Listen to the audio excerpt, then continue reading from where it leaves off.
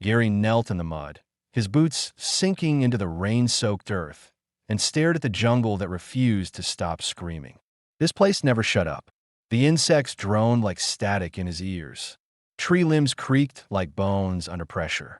Somewhere in the distance, something large dragged its claws through underbrush. Even the wind wasn't a whisper. It was a growl, a pulse that crawled across his skin. But beneath it all, the silence in his own head was louder. He hadn't spoken in days. Not since the fight. Not since he had walked away from the wreckage of the last ambush. The one that hadn't felt like survival, only endurance. The Terran military had a name for men like him now, deserters. He didn't care. He wasn't following orders anymore. Gary stood slowly, his prosthetic arm clicking softly as it adjusted to his balance. The machinery wasn't standard issue anymore. It had been patched, jury-rigged with bits of alien metal and jungle wire. The shell was scraped and pitted, its original chrome sheen long dulled by rust and ash. Still, it worked. That was enough. He moved through the foliage with quiet precision, machete in his real hand, scanning the overgrown ravine below. The last time he'd passed this way, he'd been dragging a broken body behind him. A blue-skinned Amazon, tall and bleeding and barely breathing. Drea. That name hadn't left his mind.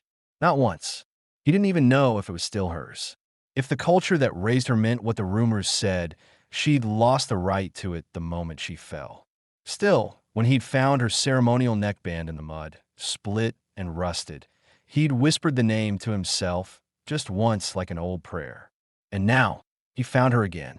She hadn't moved far from where he'd left her earlier that morning. She sat against a thick tree trunk, one knee drawn up, her head resting back, face half-shadowed by the towering ferns. Her violet eyes were closed, but her fingers still twitched from time to time, restless even in sleep. Gary stood there for a moment, just watching her. The rain had slicked her midnight black hair down her shoulders, catching in the grooves of the ritual scars along her collarbones and back. She had muscle, but not just strength control. Every line of her body was trained, conditioned. She was made for battle. She'd nearly taken his head off in that skirmish before her leg gave out from a shrapnel hit. He'd been faster, but barely. She should have died. Hell, maybe she still would. But something in him had refused to leave her there. He crouched beside her slowly, checking the bandage he'd wrapped days ago. The wound had closed, but infection still lingered around the edges. The jungle was never kind to open flesh. He pulled a ration of clean water from his satchel, soaked a strip of cloth, and began cleaning the gash again. Drea stirred, her head tilted, eyes blinking open. Their gazes met for the first time in days. And just like that, the quiet between them thickened. She didn't speak. She didn't move. But she didn't flinch either, not this time. That was new. Gary offered the canteen. She looked at it like it was a trick. He said nothing, just left it beside her and stepped back. She stared at him for a long moment, then reached for the water with hands that trembled slightly. She drank too fast, coughed once, wiped her mouth with the back of her hand like she hated needing it. Gary turned away, pretending not to notice. He moved to the fire pit and began stoking the embers back to life. The storm had passed, but left behind a thick humidity that clung to everything: skin, gear, thoughts. As flames caught on the dried wood, he pulled out a strip of dried meat and set it on a flat stone beside the fire, closer to her this time. "You need to eat," he said quietly. "It's not poison." Still, she didn't touch it. As night fell, the jungle changed. The familiar whines and screeches gave way to the deeper, guttural howls of nocturnal hunters. The fire snapped sharply, casting brief shadows across Drea's face. Her expression was unreadable, too proud to look afraid, too tired to look strong. Gary sat nearby, repairing his arm-shoulder joint, listening to the crackle of resin and the distant splash of water where something large slipped into the river. Then, unexpectedly, she spoke. "You shouldn't be kind to me." Gary paused mid-turn of the bolt. "Why not?" Her voice was quiet, but the words were shaped like blades. "Because kindness is worse than pain," she said. "It's shame. You defeated me.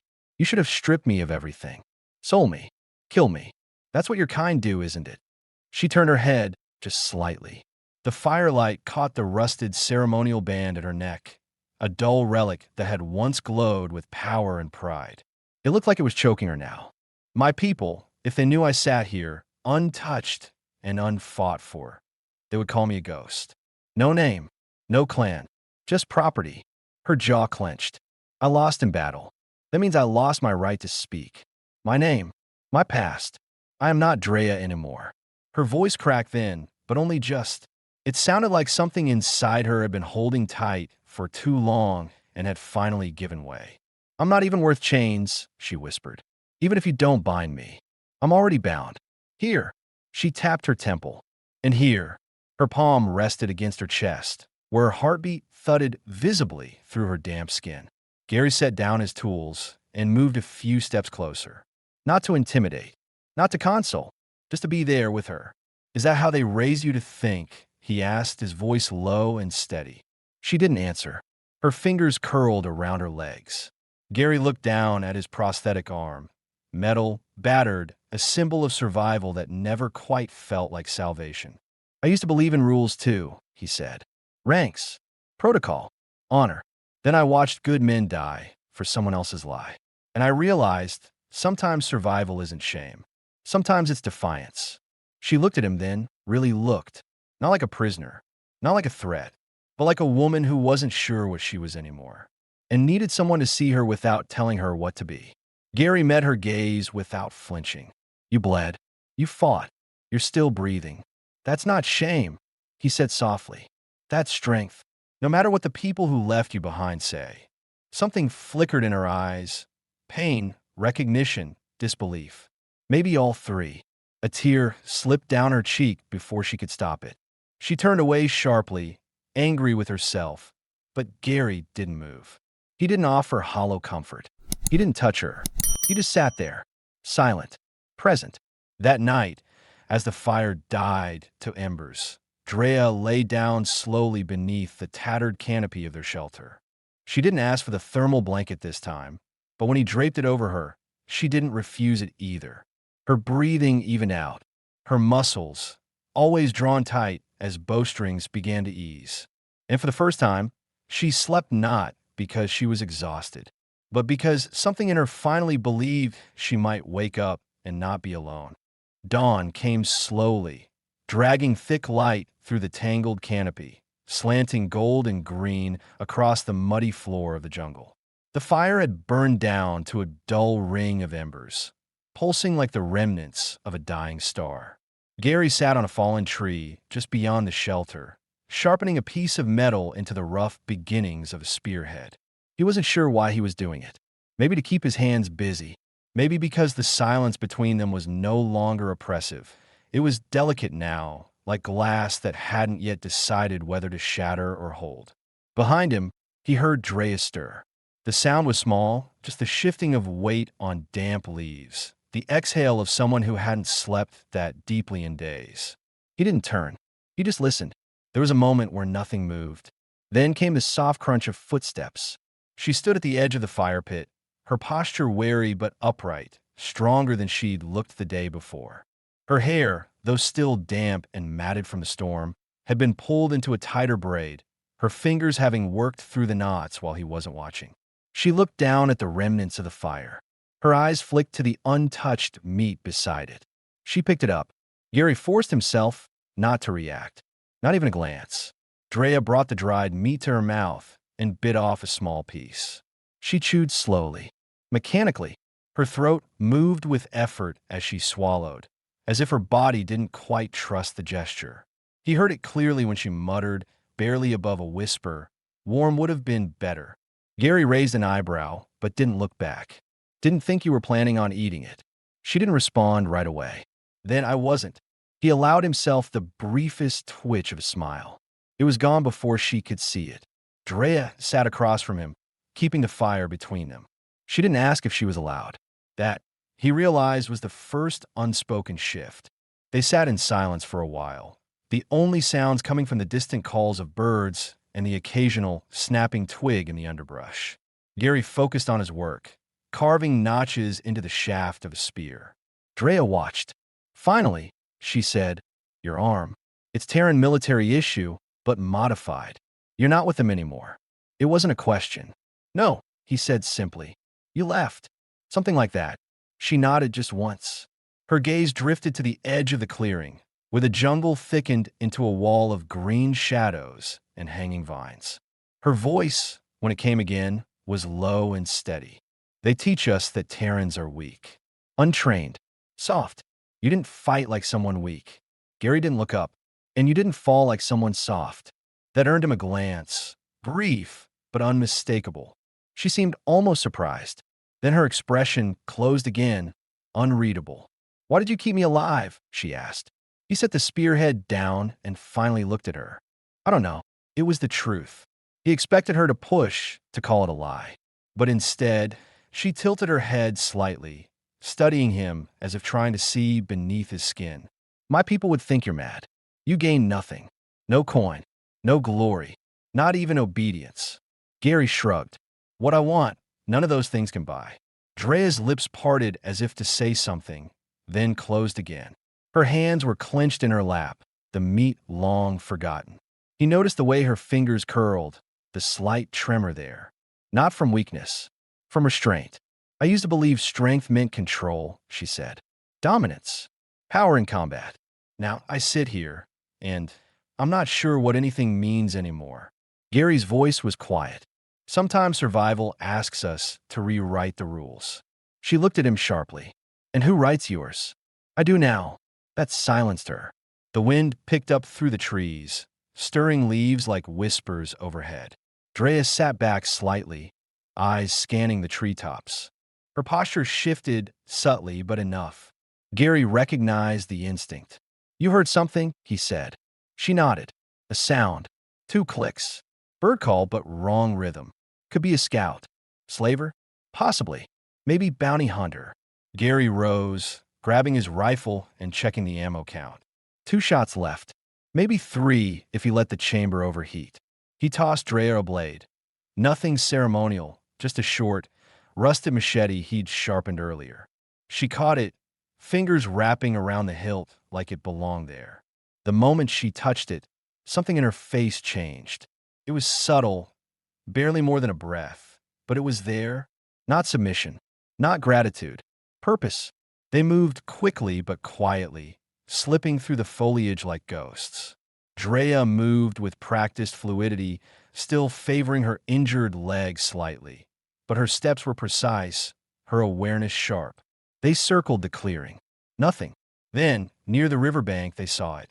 A broken drone, Terran tech, rigged with low-range sensors and a recording lens. Crushed by something large. Blood on the grass nearby, though not fresh. Drea crouched beside it, her fingers brushing over the remains. Whoever sent this isn't far, she murmured. And they're hunting us. Gary asked. Her eyes met his. You dragged me off a battlefield. That makes you a thief. To them, I'm stolen property. He exhaled slowly. Then they'll come. She nodded. They always do. Back at the camp, as the sun dipped low and the sky burned orange through the canopy, Drea took it upon herself to help rebuild the fire. Gary didn't ask. He just watched. When she finished, she sat beside him. Not across, not behind the flame. Beside. Tomorrow, she said quietly, we need to move. The heat signature here's been building for too long. The longer we stay, the louder we become. Gary nodded. Agreed. A long pause stretched between them, filled only by the fire and the hush of approaching night. Then Drea spoke, her voice barely audible. You gave me shelter. Food. Words I didn't expect. But you never asked for anything in return. I didn't want anything. She turned her head slowly toward him. Her eyes no longer carried suspicion. Just wait. Everyone wants something. Gary looked into the flames. Maybe I just wanted you to feel like a person again. That silenced her more deeply than any argument. That night, they didn't speak again. But when sleep came, Drea lay not on the far edge of the shelter, but a little closer. Not touching. Not yet. But near enough to hear his breathing. Near enough to feel the fire. And for the first time, not feel afraid of either. The jungle was on fire. Not in the real world, but in Gary's mind, it burned. He stood on cracked ground littered with spent casings, the air thick with smoke and the reek of scorched flesh. The sky above was molten orange, flickering with gunships and falling debris. His boots crunched over broken armor, some Terran, some alien, all lifeless. And then there was movement ahead. Fast. Blue. He raised his weapon. Drea came out of the smoke like a ghost of war, her body armored in ritual bone plate, her braids wet with blood, eyes burning with fury and something else. Something too human. She rushed him with an alien blade. He dodged, barely, and countered. He didn't mean to hit her. He didn't mean to throw the blade that caught her in the side. But he did. In the dream, he did it again. Again. Every time, he hesitated and still hurt her. She fell to her knees, clutching her wound, but never looked away. Her lips moved, but no words came. Her eyes screamed. "Why did you stop saving people?" they seemed to ask. Gary opened his mouth, but the world swallowed him whole. He woke with a gasp. The air was humid and heavy. A bead of sweat rolled down his neck. The fire had died down to a dull glow, and a thin layer of mist clung to the jungle floor. Gary sat up slowly, breathing hard. The dream clung to him like oil, thick and dark. Beside him, Drea was already awake. She sat with her knees drawn to her chest, watching the dying embers in silence. Her face was unreadable in the half-light, but her eyes, sharp, violet, unblinking, were fixed on him. She'd heard him. He didn't speak. He didn't need to. The silence between them had changed again. He stood and moved to the water basin he'd carved into a rock shelf. Splashing the cool water on his face didn't erase the dream, but it gave him something real to feel. Something alive. We turned back. Drea hadn't moved. But her gaze followed him now, not like prey tracking a predator, but like a hunter watching another wounded animal. "You talk in your sleep?" she said quietly. Gary dried his face with the inside of his shirt. "Didn't think I talked much at all. It wasn't words." She paused, but it was pain. He said nothing. Drea shifted her gaze back to the embers. "You were dreaming of the day you captured me." It wasn't a question, but he still nodded. "I remember it too," she said. "The pain in my leg, the heat, the noise, and you, standing over me, blood on your hands. I thought you were going to end me." He met her eyes, voice flat. "I thought I was going to." Her expression didn't change. "Why didn't you?" He sat down again, this time not across from her, but beside her. Not close, but not far. Gary stared into the coals for a long moment before answering. "I've killed people who deserved it. I've killed people who didn't. That day, I saw your face. Not your armor, not your scars, not your height or species. Just your face. And you didn't look afraid. You looked tired. Tired and angry. And proud." He paused. "I didn't want to be the one who broke that." Drea's voice dropped to a whisper. "So you spared me." "I spared myself," he said. She was quiet for a long time. Then she asked, "Do you regret it?" Gary didn't answer. Not directly. Instead, he said, "I regret the things I did to make me the kind of man who had to ask that question." That silenced her. A breeze passed through the camp, rustling the leaves like whispers of ghosts. Morning hadn't fully arrived yet, but the dark was no longer complete. The light that broke through the canopy was weak, filtered, hesitant. Drea stood and began inspecting the perimeter of their camp. It was a ritual now, checking traps, resetting wires, sharpening sticks coated with paralytic resin from the blackleaf trees. She moved slower than before, favoring her injured leg, but her motions were precise. Gary followed her with his eyes, watching the way she scanned for tracks. She was no longer just surviving. She was reclaiming control. She knelt suddenly and touched a patch of dirt near the edge of the clearing. "What is it?" he asked, moving toward her. She held up 2 fingers. Footprints. One set. Heavy. Human, most likely. Not yours. Gary crouched beside her. The impression was faint but fresh. The toes were spread wide, the heel deep. The person had been carrying weight or crouching low to stalk. He rose quickly, scanning the tree line. "We're being tracked." Drea stood as well, her voice steady. "Not surprising. They want me back, or want to punish you for taking me." Gary's jaw clenched. "We need to move." "Tonight," she agreed. In daylight, we'll leave a trail. But we can break camp when the shadows stretch long. I know a place, rocky, water nearby. No roots to leave footprints in. Gary nodded. She was already thinking like a partner. But as she turned to reset one of the snares, she spoke without looking at him. You didn't kill me, but you still wounded me. He froze. She straightened, wiping mud from her fingers on her thigh. Her tone was matter of fact. Not bitter, not cruel. I've killed many. Some begged. Some didn't. But I never forgot the ones who hesitated. Gary exhaled slowly. I didn't mean to hit your leg. I meant to disarm you. I hesitated. She finally looked at him. That hesitation saved your life. If you'd struck true, I would have fought until my last breath. But you stopped short, and so did I. She stepped closer then, and he didn't move. Her eyes narrowed. Not in aggression, but curiosity. You confuse me, Gary. You act like a soldier, but you carry yourself like an exile. I'm both. You give me food, but never orders. You're not mine to command. You look at me like I'm a person. You are. A beat passed between them. Tense, quiet, electric. Then she turned away and said, Pack light.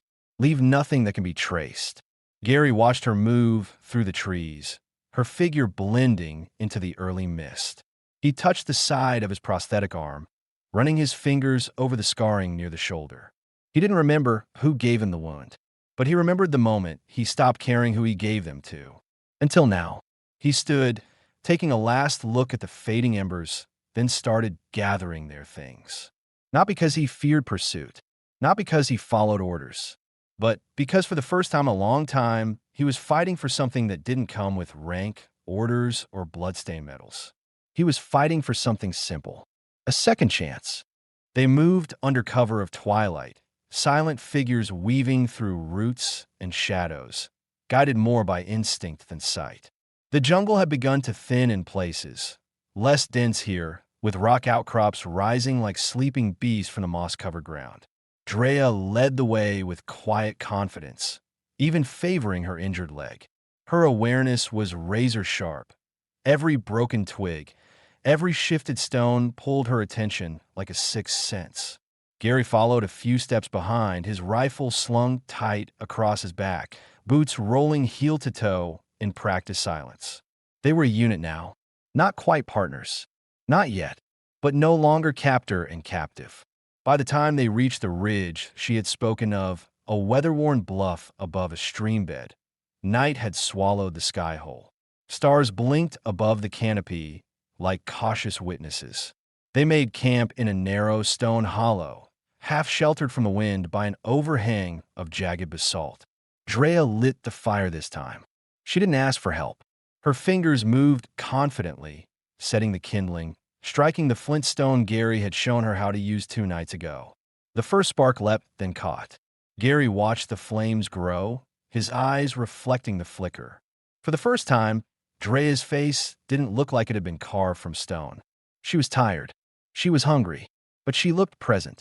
Water's clean, he said, returning from the stream and setting the filled canteen down beside her. Thank you, she said without hesitation.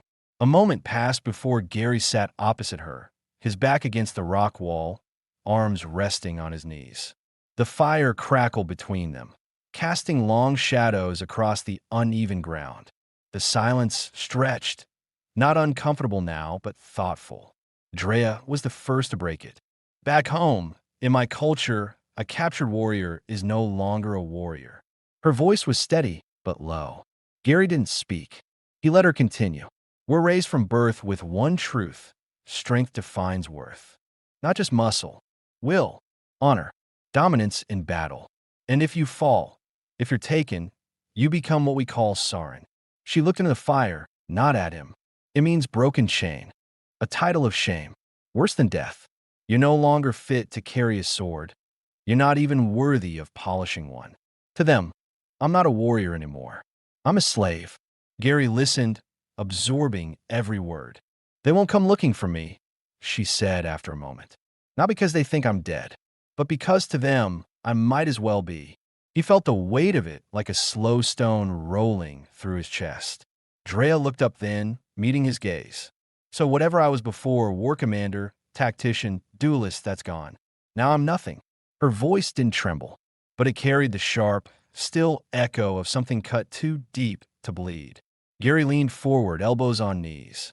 No, he said, quiet but firm. You're not nothing. Not to me. She stared at him, and for a moment, the firelight seemed to flicker slower, quieter. Why? She asked. Not hostile, not sarcastic, just curious. Gary let the silence hang, then said, because you're still here, still fighting, still choosing who to be. I've seen soldiers fall apart for less. I've seen men throw away their souls because they couldn't handle losing a title. He paused, then added, and I've seen warriors die with pride but no peace. I'll take the survivor every time. Drea's eyes narrowed, unreadable. Is that what you are? A survivor? Gary exhaled a long, slow breath. Some days. Others, I feel like a ghost in someone else's skin. She didn't push, but something in her posture eased just a little. Her shoulders dropped. The tension in her jaw softened. Then she asked, why are you here, Gary? On this planet. You weren't born here. You don't belong to this war. His eyes dropped to the flames. I came with the Terran Expeditionary Force. 5 years ago, back when we still thought we were helping. Drea tilted her head. Helping who? That's the thing, he said, rubbing his forehead. We didn't know. Just orders. Secure territory. Build rapport. Create alliances. And then one mission changed all of it. His voice quieted. We were told to contain resistance in a border village. They said it was a hotbed of enemy scouts. We went in with full armor, full ordnance. He swallowed hard. There were no scouts. Just families. Traitors. Kids. Drea didn't interrupt. She listened. Gary's fingers curled unconsciously against the stone at his side. I tried to call it off. Told command it was a mistake. They didn't listen. They told us to execute protocol. Clean sweep. He looked up again, his eyes hard with the memory. I walked away, left my post, dragged one of the injured villagers into the jungle. Carried her for 2 days. She died on the third. Drea was quiet, but her expression had changed, subtle, but real. You broke their code, she said. Yeah, he replied, but I couldn't live with mine anymore. The fire popped, sending a small spray of sparks into the air. Drea leaned forward slightly, elbows on her knees, mimicking his posture now. Then you understand, she said softly. He looked at her. What's like to lose your people? Not because you died, but because you chose something they won't forgive. Gary nodded. Yeah, I understand. Their eyes met, and for a moment, something silent passed between them. A flicker of shared ruin. The knowledge that neither of them had a home anymore. That both had survived something that didn't end when the violence stopped. The firelight painted soft gold across the ridges and valleys of her blue skin. For the first time, Gary noticed the pattern of her scars. Not just random cuts, but deliberate lines like a map of identity carved in flesh. Some were faded, others newer. He pointed gently. These, they mean something, don't they? She looked down at her shoulder, brushing her fingers along a curved line. This one is from my first duel. I won with one, eye nearly swollen shut. She traced another near her ribs. This is from the rite of the breathless fall. A ritual where we leap into a river canyon blindfolded, trusting the current to carry us. Gary blinked. That sounds reckless. It is.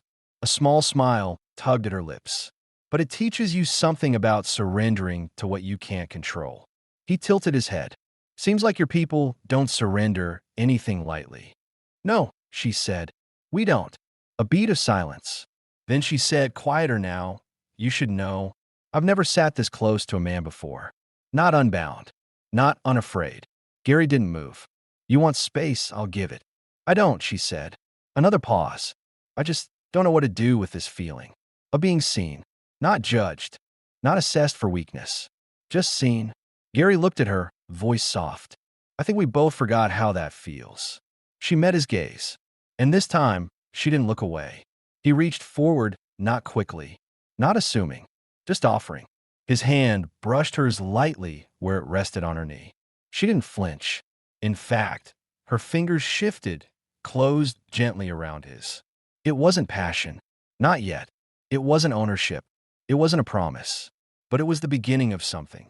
Something new. Something chosen. And when Drea laid down that night beside him, she didn't curl in on herself. She didn't face away. She lay on her side, facing the fire, Gary's warmth just inches behind her. Neither reached further, but neither pulled back.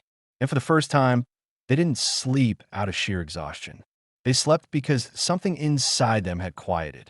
Because here, in the hush of the wild, they'd found something they hadn't known they were looking for, a reason to rest, a reason to stay. The storm came fast and without apology. Gary had smelled it first, ozone and wet rot, and by the time he and Drea found shelter, the sky had already opened up.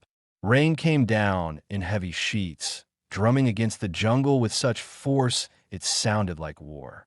Not that he was a stranger to war, but this was a different kind of violence.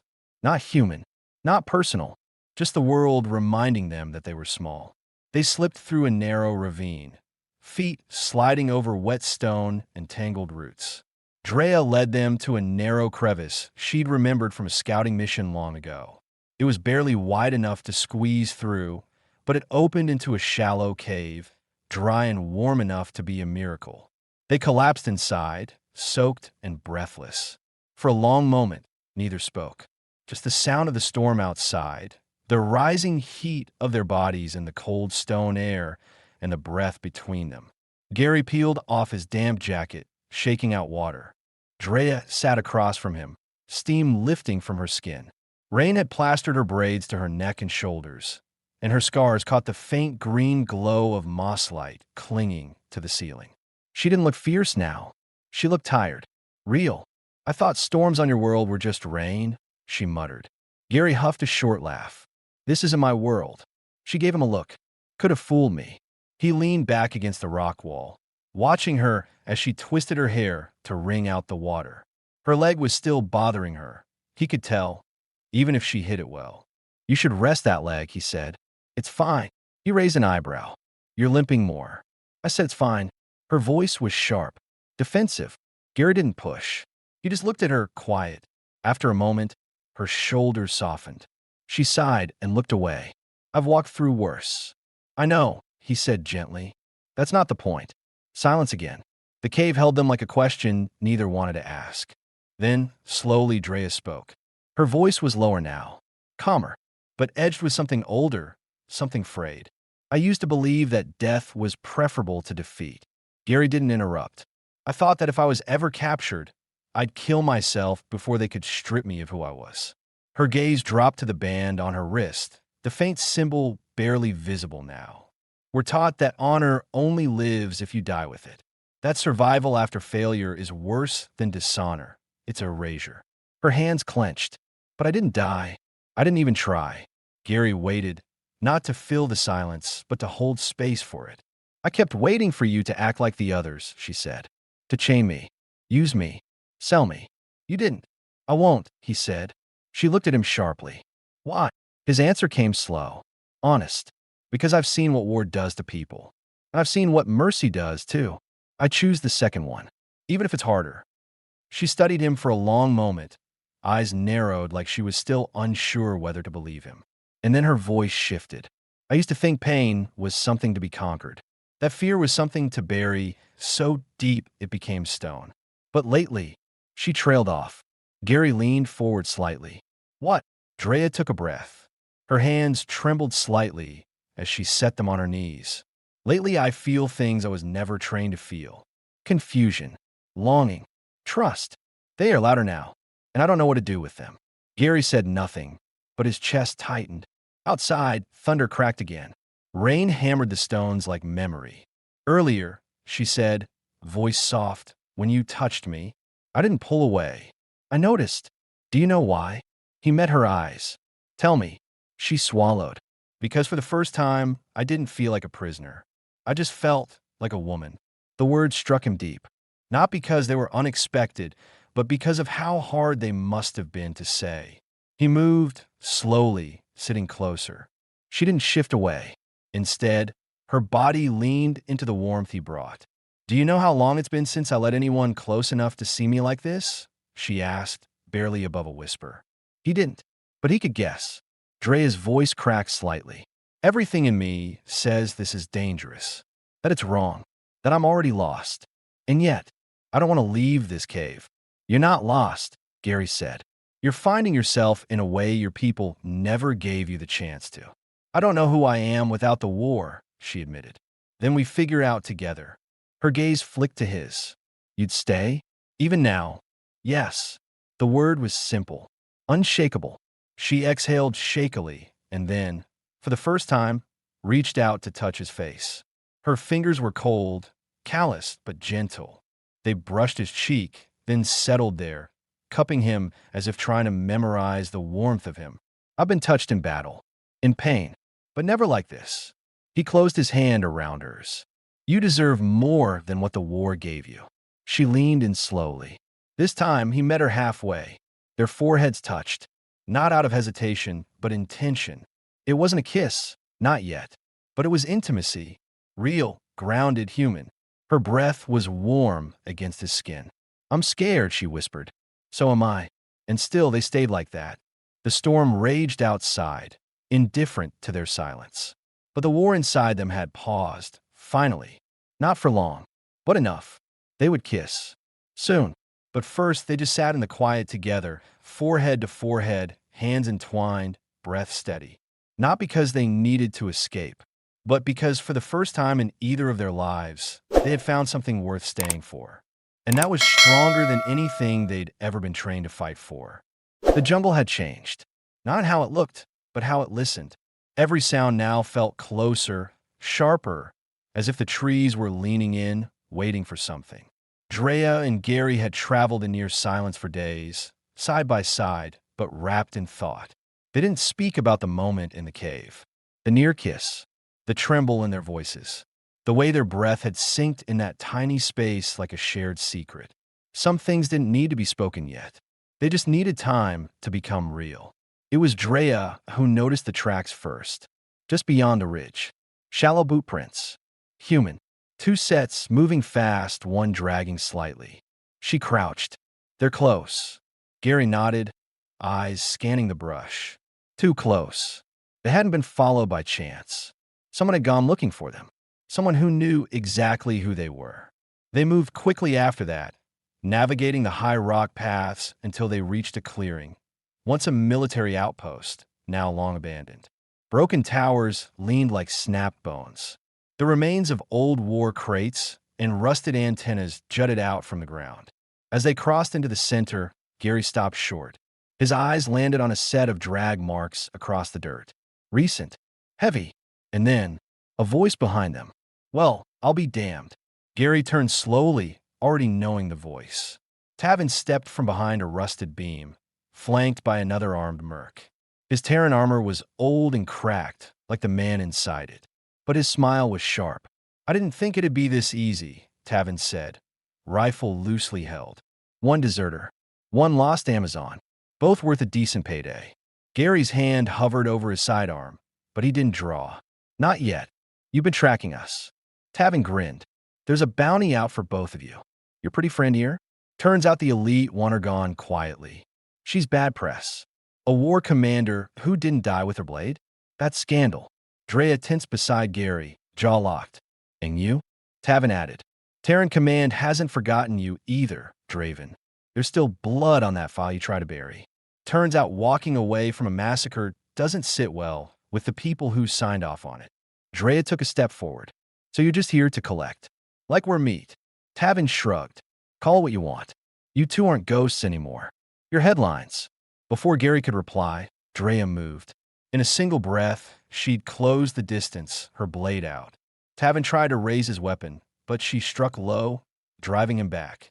He stumbled, weapon clattering to the ground.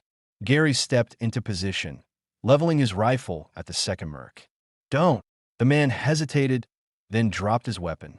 The jungle held its breath. Drea pinned Tavin down with her boot, blade at his throat. Her voice was low, shaking, but not from fear.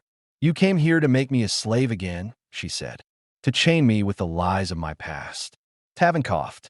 I came for a paycheck. You came for a reckoning. Her blade trembled. Gary stepped beside her, voice calm. You don't have to do this. She didn't look at him, but she listened. Then, slowly, she lowered the blade. I'm not what they think I am anymore, she whispered. I'm not what I used to be. Tavin stared up at her. You're not going to kill me? No, she said, stepping back. But you're not going to forget this either. Gary motioned with his gun. Go, before I change my mind. The mercs disappeared into the trees. When the jungle quieted again, it was deeper than before, as if the forest itself understood something sacred had passed. They didn't speak for a while. Later, back at camp, just a small clearing tucked under the stone edge of the ridge, they sat by the fire. Drea cleaned her blade in silence. Gary sat across from her, elbows on knees, watching the flames. She finally spoke. When I was a child, they told us death was the only way to end a fall from honor. That survival was for cowards. But today I lived, and I let them live too. Gary nodded. That wasn't cowardice. That was strength. She looked up. I don't know who I am without someone telling me what I'm supposed to be. Gary leaned forward. Then you get to decide now. No orders. No blood price. Just choice. She looked at him, really looked. The flickering firelight painted warmth over his tired face, the shadows softening the edge of the scar beneath his jaw. I don't want to be alone in this, she said. You're not. Her hand found his. And then, slowly, carefully, she leaned in. This time, he didn't hesitate. Their lips met in the middle, tentative at first, then deeper. A kiss not born of lust, but of quiet, hard-won trust. Her hand cupped his cheek. His fingers curled at the back of her neck. It wasn't perfect. It wasn't practiced, but it was real. When they pulled apart, she didn't look away. Neither did he. We don't have a future yet, she whispered. No, he said, but we have a direction. And that, for now, was enough. They'd reached the plateau by dawn. The climb had taken hours, but neither of them complained. Every step had been deliberate. Upward, forward, away. The jungle still sprawled beneath them like a living thing, green and endless, but up here the air was lighter, thinner, cleaner, the kind of air that made you feel like something was ending and something else had already begun. Gary crouched near a slab of half-buried metal, brushing away a layer of damp moss and dirt. Beneath it was what he'd been hoping to find, the rusted skeleton of a Terran transceiver, long dead, but not beyond resurrection. Drea stood nearby, watching the treeling. The sky had turned from indigo to deep gold. You sure this will work? She asked without turning.